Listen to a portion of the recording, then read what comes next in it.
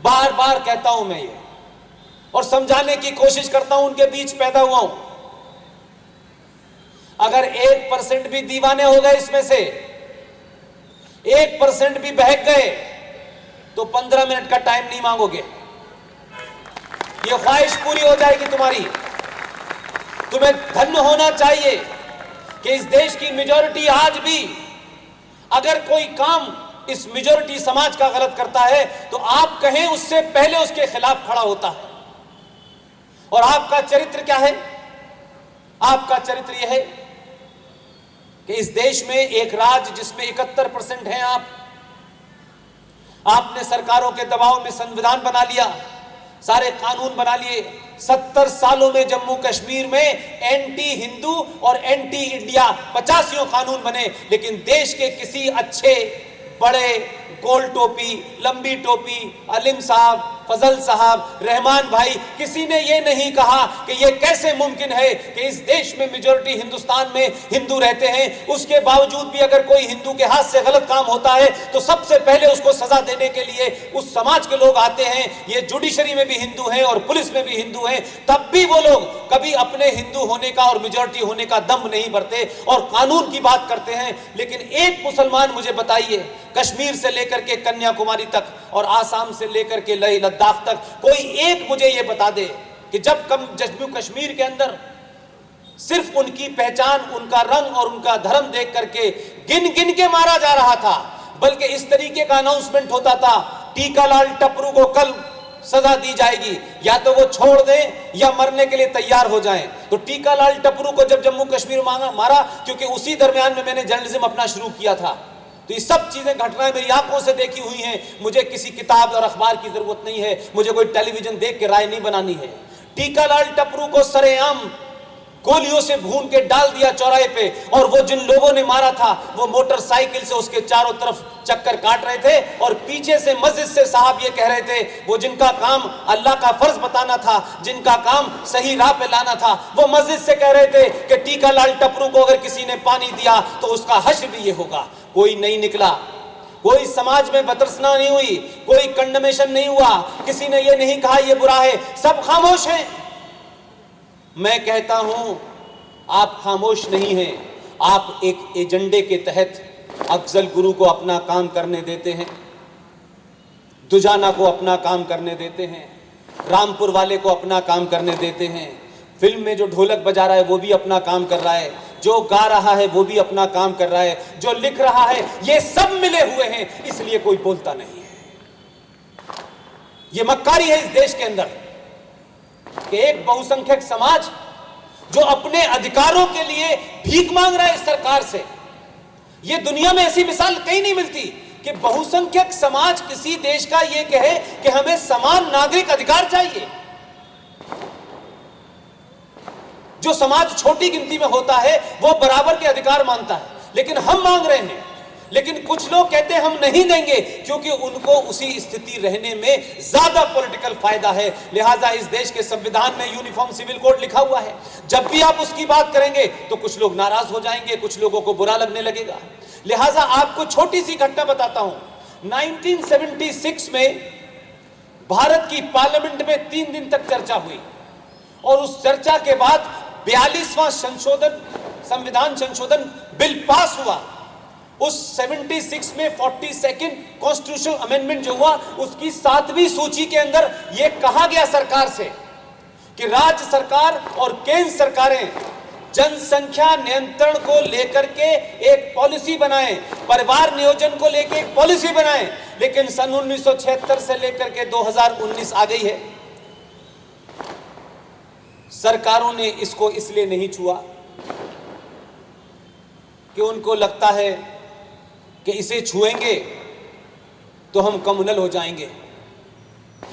दुनिया का कोई देश ऐसी बेशर्मी के साथ नहीं चलता है।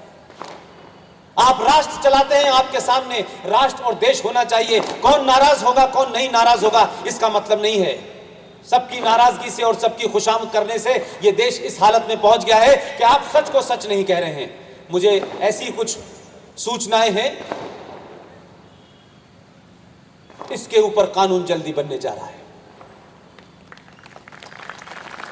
कानून कब बनेगा, कैसे बनेगा, लेकिन कानून बनने की प्रक्रिया शुरू हो गई है।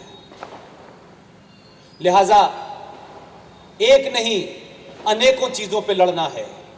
हजारों ऐसी घटनाएं हैं जिसको आपको नहीं बताया गया कि भारत का संविधान बना 26 जनवरी 1950 को लागू कर दिया गया, लेकिन उसी संविधान के अंदर उस संविधान सभा के लोगों ने यह कहा कि यह भारत का संविधान जो है, इसके ऊपर अगर भारत न लिखा जाए और कोई भी दुनिया का आदमी इसको देखे तो देखते ही वो ये कहे कि ये भारत का संविधान है, ऐसा हम इसमें क्या कर सकते हैं। ये सारा आर्काइव में रखा है, ये कोई मैं नहीं बोल रहा हूं, ये सब आर्काइव में रखा है, आपको कभी पढ़ने नहीं दिया गया और आप में ये जिज्ञासा पैदा नहीं हुई और आपको नई नई कहानी सुनाते गए, लिहाजा इतिहास में बहुत सारी चीजें दब गई हैं। इस वक्त देश में सिर्फ इतना ही हो रहा है कि कुछ सच बता दीजिए, बाकी लोग अपने आप खोज लेंगे। भारत के नेशनल आर्काइव में जाइए, उस आर्काइव के अंदर वो संविधान रखा हुआ है जिस संविधान के अंदर यह कहा गया था कि इसको देखते ही ये भारत का संविधान लगे। तो नंदलाल बोस को आपने बंगाल से बुलाया और नंदलाल बोस के साथ में 9 लोगों की टीम बनाई और शांति निकेतन के बहुत सारे स्टूडेंट्स को साथ लेके आए और उनसे कहा कि आप इस संविधान की पूरी समीक्षा करें, इसको पढ़ें और इसकी आत्मा से क्या निकलता है वो तस्वीरें इसके ऊपर बनाएं। उस डिसीजन लेने वाली कमेटी में एक भी कट्टर हिंदू और आरएसएस का आदमी नहीं था। किसी ने ये नहीं, उस वक्त जो लोग थे, उस नंदलाल बोस ने 22 स्केचेस बनाए, उनको अप्रूव किया गया और फिर भारत के संविधान में जहां जहां जिस पन्ने पे जगह खाली थी उसमें वो स्केचेस भर दिए गए। ये सब कुछ अप्रूव करने के बाद हुआ, फिर वो अप्रूव भी हो गया, वो संविधान की कॉपी भी छपी। लेकिन इस देश में अजीब और गरीब स्थिति है। किसको लगा कि ये तस्वीरें देश के लिए कुछ लोगों को नाराज करेंगी, तो आपने चुपचाप से बगैर बताए डाका डाला और उस 22 तस्वीरों को, 22 स्केचेस को जो भारत के संविधान में बने थे उनको हटा दिया। आपको मालूम है कि जो प्रियम्बल लिखा हुआ है, we the people of India that is Bharat, ये उसके ऊपर लिखा हुआ है। उसके ऊपर अगर पहली तस्वीर थी और अगर वो तस्वीर होती, इसीलिए मैंने कहा कि बहुत सोच करके, बहुत चतुराई के साथ, एक डिजाइन के साथ, एक कॉन्स्पिरेसी के साथ इस देश के साथ उस वक्त के बौने नेताओं ने गद्दी पे बैठने के लिए हर वो काम किया कि जिससे आप अपनी 5000 साल पुरानी सनातन संस्कृति की तरफ न लौट जाएं। उसके पहले पन्ने पे जहां लिखा हुआ है we the people of India that is Bharat, उस पे पहली तस्वीर भगवान राम की, सीता जी की और हनुमान की बनी हुई है। क्या इसको उठाना, क्या इस सवाल को समाज के सामने रखना सांप्रदायिकता है? क्या किसी के मजहब के खिलाफ बोलना है? तो सवाल यह है कि हम हर बात को आप अगर इस चश्मे से देखेंगे तो फिर लोग ये भी पूछेंगे कि आप ऐसी टोपी क्यों लगाए हुए हैं, फिर आप तिलक क्यों लगाए हुए हैं। मैंने सुना है कि झारखंड के कुछ इलाकों में तिलक लगा के जाने से कुछ लोग नाराज हो जाते हैं। 2 हत्याएं हो चुकी हैं। वो दिन दूर नहीं है कि अगर आपने बहादुरी से, सच्चाई से सामना नहीं किया तो लोग आपको आपके घर में आके पूछेंगे आज ये पूजा क्यों कर रहे हैं, ये नहीं करनी है। एक पुजारी पूजा करता था, गरीब आदमी था, वो भजन गाता था। कुछ लोगों ने कहा ये भजन से हमारे मजहब के खिलाफ है। वो गरीब पुजारी समझ ही नहीं पाया कि क्या शातिर लोग। उसने कहा मैं तो सिर्फ 2 वक्त ये भजन लगाता हूं, आधे आधे घंटे के। उसने नहीं सुना, दूसरे दिन उसकी हत्या कर दी गई। इस देश का संविधान, इस देश का सिस्टम, सरकारें और ये निजाम उस आदमी के साथ नहीं खड़ी हो रही जो मासूम है, जो मजलूम है। सरकारें डरती हैं और सरकारें डरती हैं तो सरकारों के तंत्र भी डरते हैं। इसकी एक घटना आपको बताता हूं दिल्ली की। अगर इस देश में कोई एकमात्र विदेशी मुसलमान है, एकमात्र विदेशी, बाकी 99 नहीं 110% यहीं के कन्वर्टेड मुसलमान हैं जो हमारे और आपके बीच बदल गए, जो तलवार के जोर से जिन्होंने शलवार पहन ली, जिन्होंने 2 रुपए किलो चावल के लिए मजहब बदल लिया, जिन्होंने जजिया देने के लिए अपना मजहब बदल लिया, उन लोगों से तो मुझे शिकायत नहीं है।